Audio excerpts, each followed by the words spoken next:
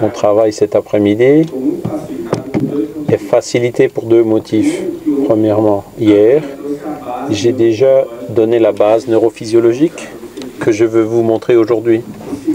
Et deuxièmement, parce que le docteur Marlène a apporté le travail et a donné aussi un petit échantillon du travail du médium brésilien Chico Xavier au sujet des lettres, les lettres consolatrices, sans parler des plus de 460 livres qu'il a écrits, psychographiés, et sans parler de l'exemple de vie qu'il a donné et qu'il a été pour nous tous, brésiliens et même non brésiliens. Il a eu l'occasion, il aurait pu gagner beaucoup d'argent et il a terminé sa vie comme il l'a commencé, fidèle à la philosophie, en chrétien authentique, en habitant dans la même maison et en dormant dans le même lit. Pour beaucoup, et dans le milieu scientifique, c'est une chose encore assez polémique, parler de médiumnité, ça peut être quelque chose lié à la culture, à des habitudes, à des religions. Mais en vérité, nous savons déjà bien que la médiumnité est une fonction neurale qui est propre de chaque être humain. Et elle est aussi ancienne que l'être humain lui-même.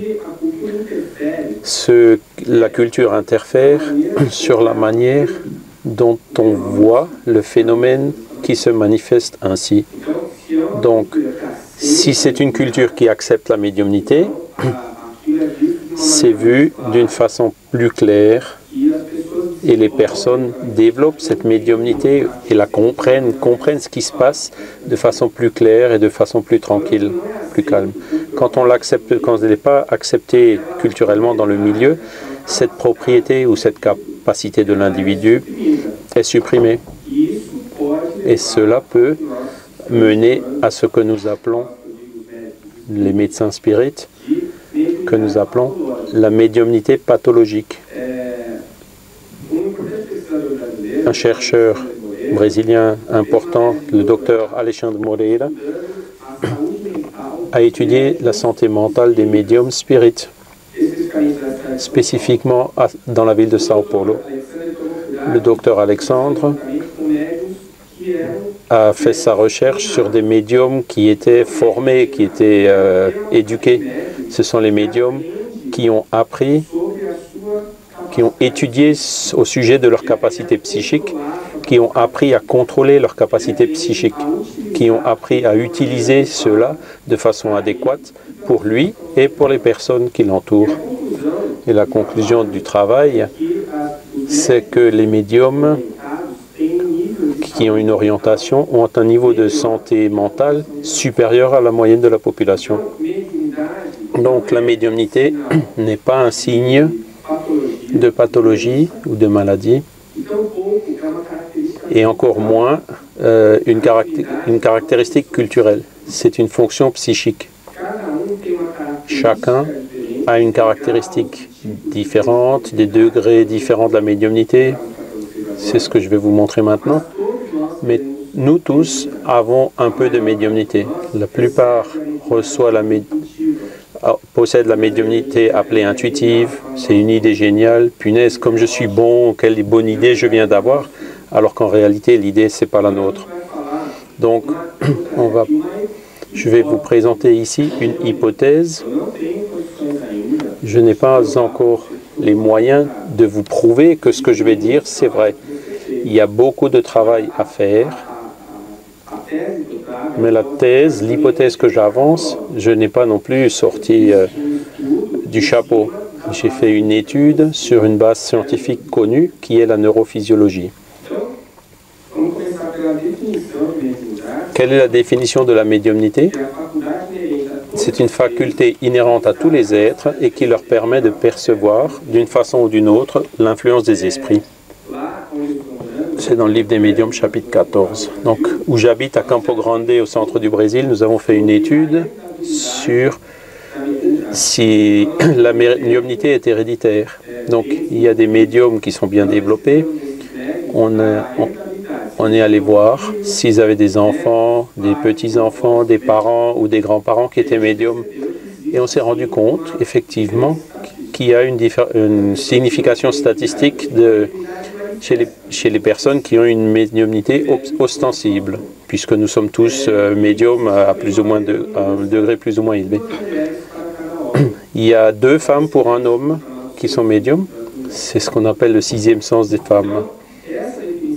Cette définition est tirée du livre du médium, écrit par Allan Kardec.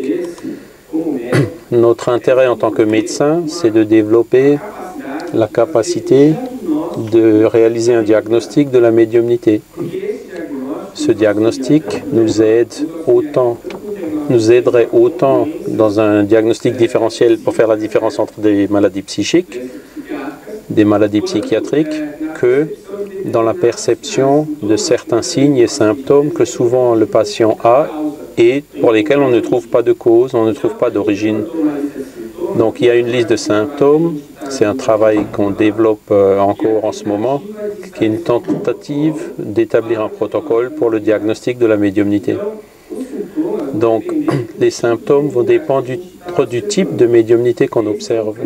Ils sont en prédominance adrénergique, c'est-à-dire le système nerveux sympathique qui est prédominant pendant la transe médiumnique. Pour ça, on voit souvent la tachycardie, le cœur qui bat plus vite, l'augmentation du tonus musculaire. En particulier, quand j'ai une expérience médiumnique, j'ai mal dans le corps et il faut encore que je travaille beaucoup à développer ma médiumnité. Il y a une augmentation de la tension artérielle, l'augmentation de la glycémie. C'est une supposition parce que la présence de l'adrénaline bloque l'usage périphérique du glucose et qui fait une tendance que la glycémie augmente pour apporter plus de sucre au cerveau. Un chercheur cubain a fait une étude de médiumnité et il a vu une hypoglycémie sévère pendant une transe médiumnique. Le problème de ce travail du Cubain, c'est qu'il a observé un seul médium et donc il faut augmenter l'échantillon. Et malgré qu'il avait une glycémie basse, il n'avait aucun signe d'hypoglycémie pendant la transe médiumnique.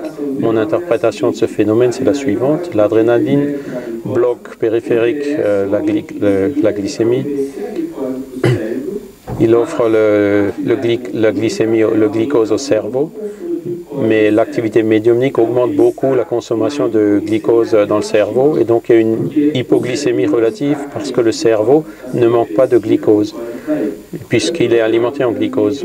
À la fin de la transe médiumnique, la glycémie se rétablit rapidement selon ce travail cubain. Donc, notre intention est de faire une étude avec un plus grand nombre de médiums pour étudier ces altérations. L'augmentation du cortisol et la céphalée. Chico Xavier nous a apporté quelques symptômes typiques de la transe médiumnique, l'irritabilité, la mauvaise humeur, les somnolences sans raison apparente, des douleurs sans raison apparente. Il y a un auteur brésilien, d'un psychiatre, qui a fait une étude intéressante en parlant de l'association entre la production excessive d'ectoplasme et des douleurs. J'ai eu cette expérience avec 3 patients. Je leur ai recommandé de travailler avec des passes et quand elles n'étaient pas spirites, un travail où elles sont en contact physique. Une prenait soin d'enfants dans une crèche et une autre aidait des personnes âgées dans un asile. Et les 3 personnes, cette énergie qui est l'ectoplasme, cette matière de transition, quand elle est mal dirigée, elle peut apporter un certain nombre de symptômes.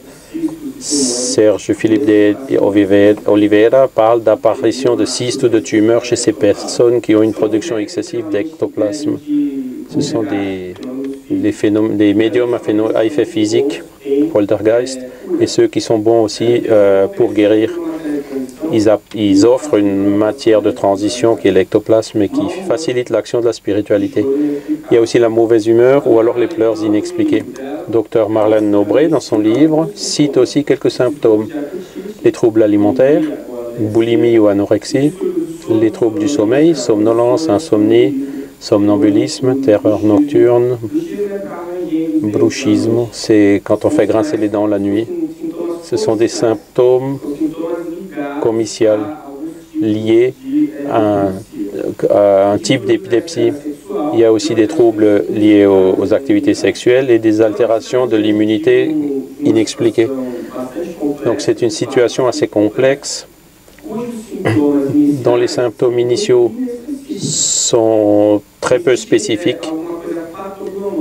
C'est une chose pathognomique. Il n'y a aucun symptôme qui permet de diagnostiquer avec certitude que ce patient présente une transe médiumnique ou s'il a une autre altération de la médiumnité. Ainsi, ce qui attire notre attention, c'est que devant un cas suspect, il faut regarder toutes les causes physiques et psychologiques avant d'affirmer que c'est quelque chose qui découle de la médiumnité. C'est ce qu'on appelle en médecine le diagnostic d'exception. C'est-à-dire, pour donner ce diagnostic, il faut déjà éliminer tous les autres.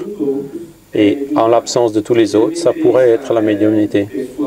Une expérience personnelle d'un ami à Santos, on a participé à créer un groupe spirit et avant de commencer une réunion médiumnique, il avait toujours une crise convulsive. On lui donnait des passes, etc. Il est sorti de sa crise, je l'ai emmené à l'hôpital et tout le monde a dit non, non, c'est la médiumnité, c'est de l'obsession. Non, non, non, on ne sait pas ce que c'est. Donc, on l'a emmené ce jour-là. Il y a une tomographie qui a été faite et en fait, il a été avéré qu'il avait effectivement une tumeur au cerveau. Donc, il ne faut jamais donner un diagnostic de médiumnité avant d'avoir écarté les autres possibilités physiques. Quelle est la base neurophysiologique de la médiumnité?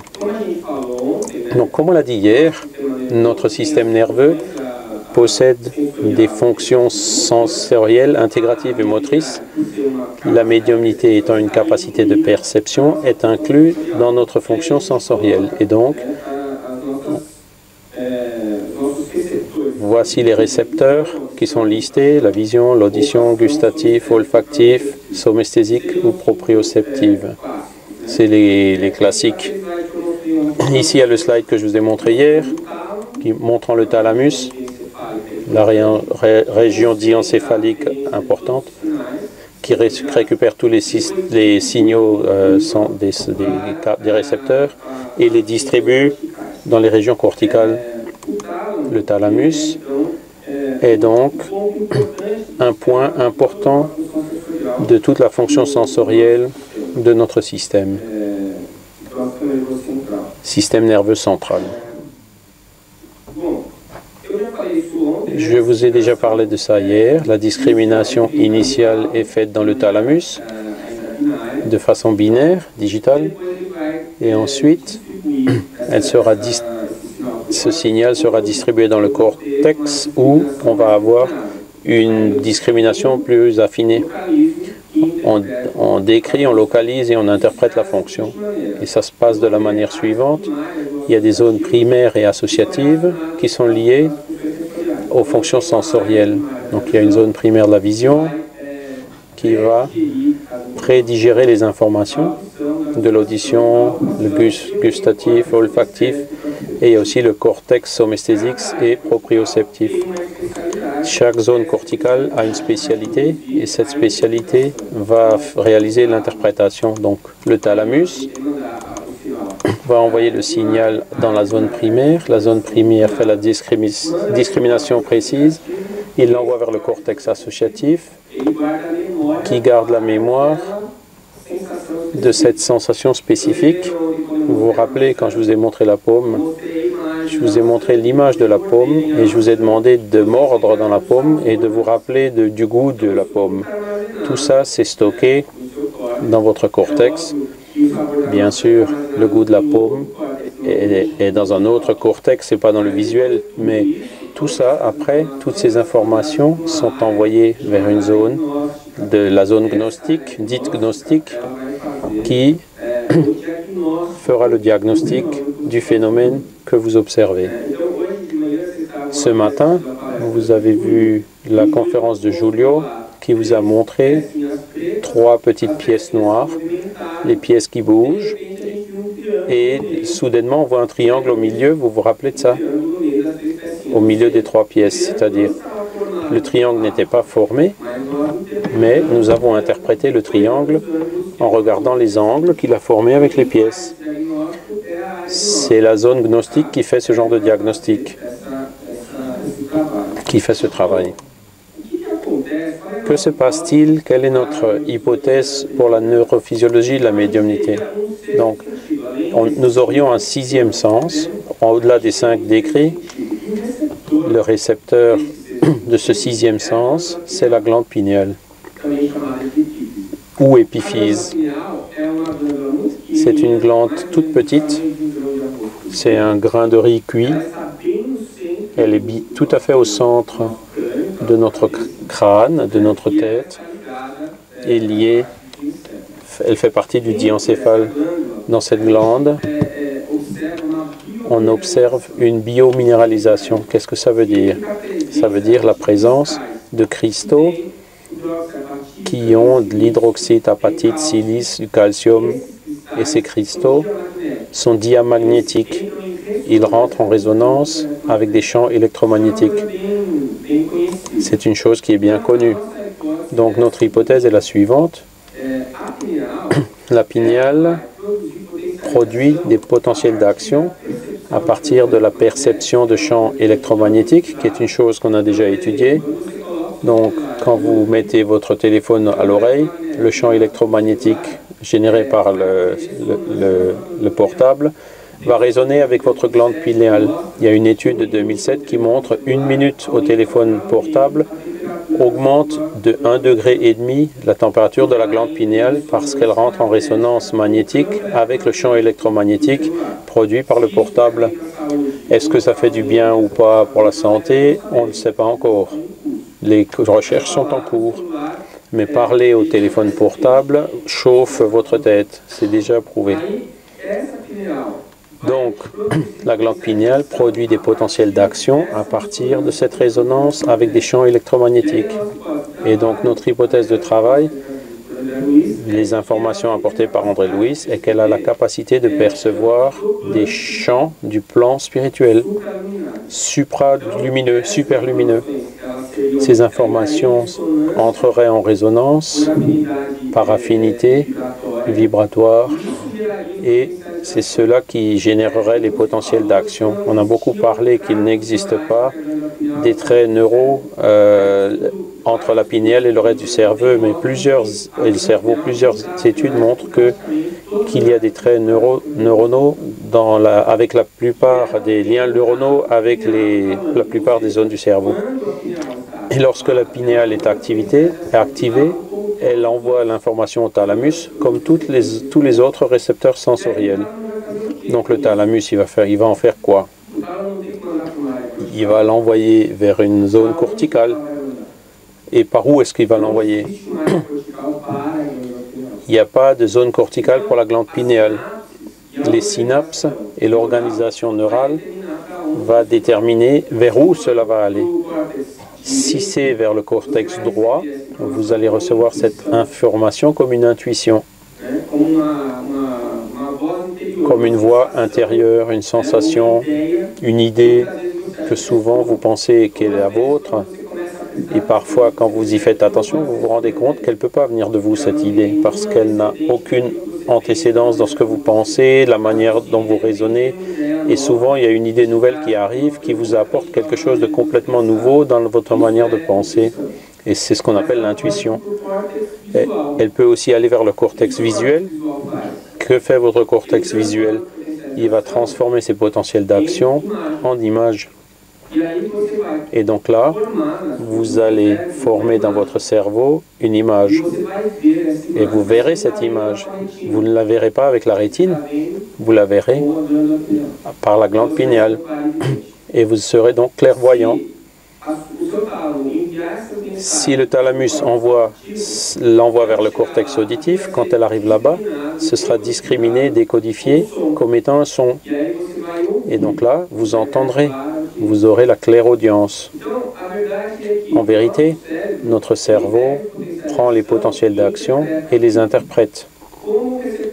Comme le récepteur est spécifique, il va les interpréter selon le récepteur. Si ça vient de la rétine, c'est une image. Si ça vient de l'oreille, c'est un son. Comme la pinéale n'a pas de cortex spécifique, le cortex de la pinéale est emprunté. Et c'est ce cortex qui va déterminer quel type de médiumnité vous présentez selon l'interprétation que le cortex va faire. Et la manière dont vous voyez varie aussi. Vous pouvez voir l'esprit, l'image de l'esprit d'une façon solide, sans savoir exactement s'il est là ou pas. Ça arrive avec quelques médiums. On a des histoires de Chico. Des fois, il demandait, mais excusez-moi, mais vous êtes incarné ou vous êtes désincarné?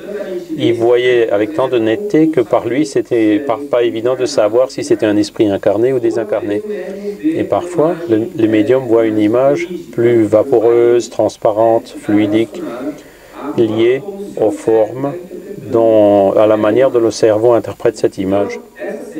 Donc, c'est notre hypothèse de travail en disant quel type de médiumnité vous présentez selon la structure neurale que vous avez. Donc, ainsi, en plus d'une fonction biologique et neurophysiologique, elle est héréditaire. On peut s'y attendre. Une famille qui a des médiums ostensibles, la probabilité que les enfants aient aussi cette médiumnité est plus grande, surtout si c'est des femmes. Et c'est effectivement ce qu'on observe. Ainsi, vous aurez plusieurs types de médiumnité, de telles médiumnités, donc sensorielles. Et vous pouvez aussi avoir des médiumnités motrices quand ce signal est dirigé vers une zone motrice et non pas vers une zone sensorielle. Donc, si le signal va vers le cortex moteur, il va vous faire écrire ou peindre. Mais le signal ne vient pas de votre créativité, de votre cortex. Il vient d'une information qui est transitée par la glande pinéale, soit par le thalamus, et donc envoyée vers un cortex moteur qui va fonctionner non pas comme une image ou comme un son, mais comme un ordre de contrôle musculaire. Et c'est là que vous aurez la fonction motrice. La médiumnité est une capacité organique, on le sait depuis Kardec, il a écrit ça de façon très claire, qui est liée à la disposition des voies neuronales. Si vous êtes médium, ce n'est pas parce que vous êtes plus ou moins impliqué spirituellement. Ce qui change, c'est la chose suivante. Si vous avez une médiumnité ostensible, vous avez une très bonne antenne. Votre glande pinéale capte les vibrations du plan spirituel avec beaucoup de facilité. Si vous êtes une personne inattentive, si vous ne faites pas attention à vos pensées, à vos actes, votre fréquence, vous serez souvent syntonisé avec des esprits qui sont dans la même vibration que vous. Et donc, vous aurez des difficultés de sortir de certains états de dépression, de tristesse, de colère, des vices, des patients alcooliques ou fumeurs. C'est exactement ce qui se produit. Quand vous êtes assis devant votre télé, vous choisissez la chaîne que vous allez regarder et vous vous mettez en syntonie avec ce canal. Celui qui fait la syntonie du canal dans la médiumnité, c'est votre volonté. Et c'est à partir de ce choix que vous avez fait que vous allez choisir les compagnies qui vont vous rétroalimenter. Souvent, cela génère un cycle vicieux, et ce cycle vicieux est difficile d'en sortir. Vous avez besoin d'aide extérieure, et c'est dans ce cas-là que le thérapeute agit, particulièrement dans les centres spirites, les réunions de désobsession, et ou le dialogue fraternel. L'action de la mélatonine, j'avance une hypothèse basée sur d'autres articles qui m'ont permis de vous parler de ça. La mélatonine a un effet sédatif dans le système nerveux central. Au début du soir, la lumière baisse on produit plus de mélatonine et la mélatonine agit comme un sédatif. Elle est très bonne par le jet lag. Les pilotes l'utilisent beaucoup quand ils voyagent dans des fuseaux horaires différents. Et avec la mélatonine, le sommeil sera meilleur. Quand on parle des humains, avec des animaux comme les rats, la mélatonine a un effet d'excitation. Le rat produit pas de mélatonine le jour, mais la nuit, comme nous, mais chez lui, ça l'excite et donc il se réveille la nuit. Dans notre cas, c'est un effet inhibitoire. Il y a des réceptions de la mélatonine dans plusieurs cellules. Les récepteurs MEL1A, MEL-C, MEL-B, MEL-C et MEL2, qui sont les types de récepteurs. J'ai relevé la concentration de ces récepteurs, comme je vous en ai déjà parlé. On les trouve dans toutes les zones du système nerveux, mais là où il y en a le plus, c'est dans le cervelet, le cortex occipital, le cortex pariétal, temporal, thalamus, frontal et hippocampe. Ça attire notre attention que la concentration, la quantité et la distribution de ces récepteurs est particulière à chaque personne. De la même manière que chacun de nous a une impression des empreintes digitales, chacun a une distribution neurale différente et chacun a aussi une distribution différente des récepteurs. Et ça produit des effets spécifiques aussi. L'individu qui a une plus grande quantité de mélatonine, de récepteurs pour la mélatonine, a une tendance à la somnolence la nuit, quand le soir tombe. Et c'est un individu qui, pendant la transe médiumnique, où il y a une augmentation de la mélatonine, il a une tendance plus grande à avoir une médiumnité inconsciente. Ces médiums qui perdent la conscience et écrivent, parlent, et ensuite sortent de la transe et ne se rappellent plus de ce qui s'est passé. Généralement, ces médiums, selon l'hypothèse que j'avance, ont une plus grande quantité de récepteurs de mélatonine dans les zones de la conscience. De même, les médiums moteurs, par exemple, ce qui permettait à Chico de signer une lettre avec la même écriture que l'esprit qui se communique. Il devait supprimer son cortex secondaire de la zone motrice, de sa zone motrice. Il fallait qu'il supprime ces modèles moteurs qu'il avait pour pouvoir écrire ses lettres. Et le signal qui vient par la médiumnité vient avec le modèle moteur de l'esprit communicant et c'est comme ça qu'il arrive à signer par la main de Chico, avec la même signature. S'il écrit simplement « cette zone n'est pas inhibée », il va écrire ce que l'esprit lui dicte, ou il l'écrit mécaniquement, mais sans utiliser le modèle moteur de lui, il écrira avec son écriture à lui, de médium. Donc ça, c'est une caractéristique. Plus il y a de récepteurs, plus il y a la conscience pendant la transe. Et plus c'est les récepteurs propres, plus l'interférence du médium sera grande. Et ainsi, on voit des caractéristiques de la médiumnité que prétentieusement j'ai classées comme étant une médiumnité sensorielle, intégrative et motrice. Allan Kardec a déjà réalisé une classification de la médiumnité. Pourquoi est-ce que je refais ça? Mon intention, c'est avancer ça dans le domaine de la médecine. Donc j'espère utiliser les paramètres et la nomenclature de la médecine. Comment est-ce qu'on observe la fonction neurale, sensitive et motrice? J'ai cherché à faire une classification qui respecte ces domaines. Et en vérité, je fais une proposition de classification neurophysiologique pour la médiumnité. Donc tout type de médiumnité peut être classé comme sensoriel, car il s'agit d'une capacité de perception. Mais la capacité motrice, la peinture ou l'écriture automatique par exemple, est aussi sensorielle parce qu'elle a été perçue avant d'être transformée en une activité motrice. Mais on va la classer comme une médiumnité motrice parce qu'elle se manifeste ainsi. Notre proposition fait donc référence aux aspects neurophysiologiques. Donc, quels sont les types de médiumnité sensorielle? Ce sont les médiums sensibles ou impressionnables qui ont l'intuition, les médiums voyants et les médiums auditifs du type voix extérieure, ceux qui entendent quelqu'un qui parle à leur oreille.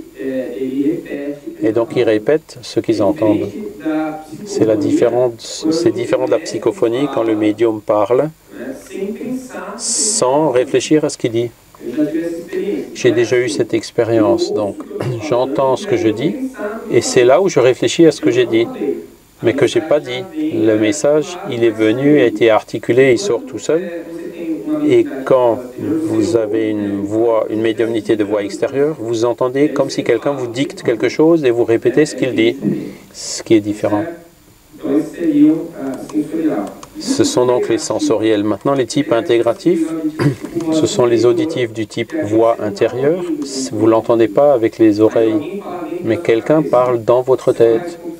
Si on parle de ça à un psychiatre, attention, hein, il peut vous interner dans un hôpital psychiatrique. Si vous dites que vous avez une voix dans votre tête, il va penser que vous souffrez d'une dissociation.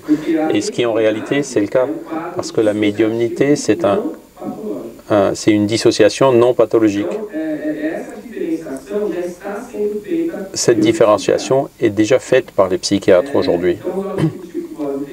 Les auditifs du type voix intérieure, les psychophoniques intuitifs, qui ont l'intuition de ce qu'ils doivent dire et de ce qu'ils disent. Il y a les somnambules, ceux à inspiration ou à intuition, les médiums à pressentiment ou prémonitoire, les médiums prophétiques et les psychographes intuitifs. Qu'est-ce que je classe comme étant intégratif? C'est là où il y a une élaboration du contenu. Chaque fois que j'élabore un contenu, c'est une fonction intégrative du système nerveux central et donc c'est pour ça que je les ai mis dans cette catégorie. Et la médiumnité onirique, qui est pendant le sommeil, je vais vous raconter un fait. Je ne me rappelle jamais de mes rêves, mais un jour j'ai eu un rêve très clair où je courais, quelqu'un à côté de moi que je ne connaissais pas, et je poursuivais une personne avec qui je devais parler en urgence, et je suis rentré dans un immeuble qui est blanc avec des fenêtres bleues, avec un grand hall au milieu du... Quand je suis rentré dans ce hall, j'ai vu que la personne avec qui je devais parler était loin, une personne chauve, maigre. Je courais après lui et je lui criais « Jean-Paul, Jean-Paul ». Alors il s'est retourné vers moi et il a dit « Qu'est-ce qui se passe, Décio ?» en portugais. Ou c'est moi qui parlais français, je ne sais plus. Je lui ai dit « Mais qu'est-ce qui s'est passé ?» Et Jean-Paul, excuse-moi, je ne pourrais pas y aller. Les plans ont changé, je ne vais pas pouvoir y aller. J'avais jamais vu Jean-Paul dans ma vie. Je me suis réveillé, mais c'était tellement clair que je me rappelle de façon très claire de Jean-Paul. Et on ne peut pas l'oublier, Jean-Paul. Il n'est pas là, hein, je peux parler mal de lui. Après quelque temps, j'ai été au Congrès mondial de spiritisme à Carthagène, en Colombie. Et je rentre dans une salle avec des milliers de personnes. Qui c'est qui apparaît devant moi, venant vers moi? C'est la personne dont j'avais rêvé, qui était Jean-Paul. Je l'ai regardé, il m'a regardé, il a dit « Qu'est-ce qui se passe? Il veut quelque chose, celui-là ?» Ouais, il est un peu bizarre, il est un peu gay. Et je l'ai regardé avec un regard en disant... Je l'avais vu dans mon rêve, je ne savais pas qui c'était. Et quand on a commencé à faire les réunions de l'Association de médecins spirites internationale, j'ai été présenté à Jean-Paul, qui faisait le premier congrès de médecine et spiritualité à Liège, en Belgique. Et j'étais invité, mais je n'ai pas pu y aller parce que j'avais déjà un autre engagement. Et donc ça, c'est typiquement la médiumnité onirique. Chaque fois que je le vois, je me rappelle de mon rêve. Après, il y a la médiumnité motrice, les effets physiques, la psychophonique, comme je vous l'ai dit, le médium parle sans articuler les mots. Celui qui articule et qui bouge, qui agit sur les muscles, c'est l'esprit. De la même manière que la psychographie mécanique, la pictographie, psychopictographie, la peinture médiumnique, et les médiums guérisseurs. Vous avez ici une image d'ectoplasme, un médium qui donne de l'exoplasme, qui était beaucoup plus courant dans le temps qu'aujourd'hui. Cet ectoplasme, que j'appelle de matière de transition, elle est dans l'espace-temps négatif, mais elle peut se transformer en matière perceptible, qui peut être photographiée, mesurée, comme dans le cas des matérialisations, dans les phénomènes de matérialisation qui ont été étudiés notamment par William Crookes. Toutes ces formes de médiumnité suivraient cette classification initiale selon la fonction neurale, mais toutes peuvent être d'origine spirituelle ou animique. La médiumnité spirit est quand l'information, dans sa majorité, vient d'un autre esprit. Je dis pratiquement que presque tout. Chico nous a dit que le médium le plus affiné, il introduit 20% d'interférence de lui-même dans la communication médiumnique. Et il y a la médiumnité animique où les contenus viennent de l'esprit du médium, mais qui sont inaccessibles à l'état d'éveil et qu'il peut accéder pendant la transe médiumnique. C'est par exemple quand vous parlez de lignes, de langues que vous ne connaissez pas dans cette incarnation, français, russe, allemand, et que vous n'avez jamais eu de contact dans cette vie avec ces langues. La médiumnité peut être consciente ou inconsciente. Ça dépend beaucoup de la fonction de la mélatonine, ou mixte. Toute classification, il faut toujours un mixte, c'est là où vous mettez ce que vous n'avez pas pu mettre ailleurs, n'est-ce pas? Et en plus de ce que j'ai mis ici sur ce slide, je voudrais ajouter ce que j'ai dit hier au sujet du DMT, la diméthyltryptamine, qui est aussi une substance produite par notre cerveau, hallucinogène. Il faut se rappeler qu'aucune drogue utilisée, quelle qu'elle soit, aura d'effet s'il n'y a pas des récepteurs pour cette drogue. Et il n'y a de récepteurs que pour des substances que vous produisez. Donc, tous les médicaments que nous prenons qui influent sur notre corps, sur notre physiologie, sauf les antibiotiques qui agissent sur la bactérie, mais tous les médicaments qu'on utilise pour altérer notre physiologie sont des produits chimiques, des substances chimiques qui simulent le mimétisme, les substances que nous produisons. La morphine, les neuroleptiques, toutes les drogues qu'on prend ont un composant naturel en nous. Ce qu'on fait, c'est on donne une drogue qui ressemble ou égale dans une plus grande quantité pour en espérer un effet. Le DMT est donc une drogue hallucinogène qui aurait une fonction, à mon avis, de relâcher le lien entre le corps physique et le père-esprit. Et cela donne une sensation d'hallucination. Chaque fois que vous induisez cela artificiellement, vous perdez dangereusement le contrôle. Je suis d'accord avec Julio, comme il l'a dit ce matin à ce sujet. Vous retirez les défenses de l'inconscient, vous enlevez les mécanismes de défense à l'esprit et vous êtes exposé à l'action ou de vos propres difficultés que vous compensiez par des mécanismes psychiques ou de l'influence d'autres intelligences qui agissent sur vous et que vous pouviez bloquer de cette manière. Si le DMT se produit physiologiquement, vous pouvez l'induire par la volonté. On a vu hier, la volonté est fondamentale. En apprenant à contrôler votre corps, vous commandez ces substances physiologiques. Je ne sais pas si vous savez, mais les moines bouddhistes arrivent à arrêter de respirer et maintenir un battement de cœur par minute pendant des semaines ou des mois. Comment est-ce qu'ils arrivent à faire ça? Par la méditation, le contrôle de soi. S'ils arrivent à le faire, potentiellement, nous aussi, nous pourrions le faire. Cette capacité d'induction dans la production du DMT fait que vous pouvez réaliser ce décollement du père-esprit. Et la mélatonine fait la modulation neurale des fonctions qui seront ou non actives et des zones qui seront ou non déprimées ou supprimées. Et cela, ces possibilités feraient de sorte que nous puissions rassembler comme un puzzle pour expliquer chacun des modèles de type de médiumnité qu'on peut observer.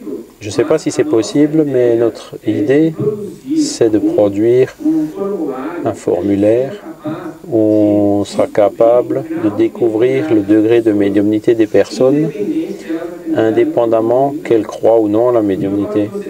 Le fait que vous ne croyez pas en la médiumnité, que vous avez cette capacité psychique, ne la retire pas. Vous la conservez, mais tout simplement vous ne la percevez pas ou vous ne l'utilisez pas.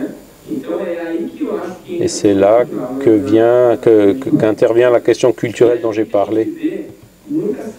Et c'est là aussi qu'on voit beaucoup d'adultes et d'adolescents qui finissent par avoir de graves problèmes psychologiques ou psychiatriques parce qu'ils sont médiums. Tout le monde leur dit que ce qui se passe avec eux, c'est une maladie. Il me reste un peu de temps, je vais vous raconter une petite histoire pour terminer. J'habitais dans une ville sur la côte, je suis gastro-entérologue, chirurgie de l'appareil digestif, et un jour il y a une dame qui est venue avec sa fille dans mon cabinet, je l'ai accueillie et je leur ai demandé qu'est-ce qui ne va pas. Et elle m'a dit, je vois des gens qui sont morts. C'est là que j'ai demandé, ça m'a effrayé, comment ça se fait qu'elle est venue chez moi? Gastro-entérologie. Et c'est là que j'ai vu que c'est ma secrétaire qui avait organisé ça. Et j'ai dit, mais quel est le problème? Le problème, c'est que je suis psychotique. Ceux qui voient les gens morts sont psychotiques.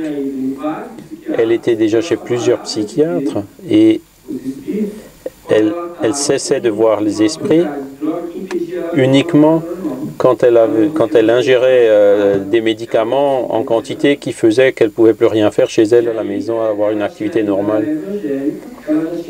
Elle était chez les évangélistes, elle était à l'église.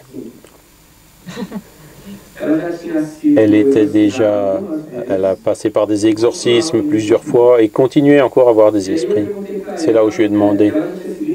Elle était déjà internée, électroconvulsothérapie, etc. C'était une dame de 40 et quelques années qui, depuis l'adolescence, était régulièrement internée dans des hôpitaux psychiatriques. Elle était déjà plusieurs fois à l'église et elle continuait avec le diable au corps, à voir des gens qui s'étaient morts. C'est là où je lui ai dit, écoutez, je vais vous donner mon opinion en tant que médecin, madame. Vous n'êtes pas folle.